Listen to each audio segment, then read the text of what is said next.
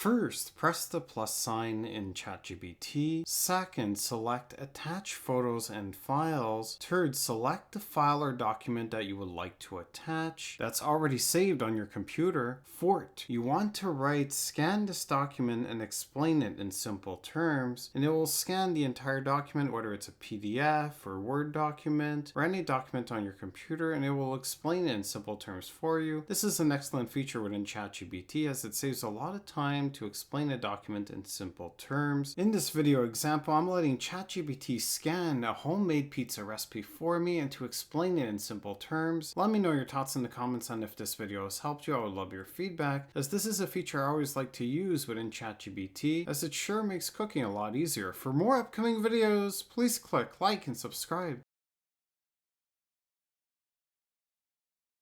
Thank you for watching.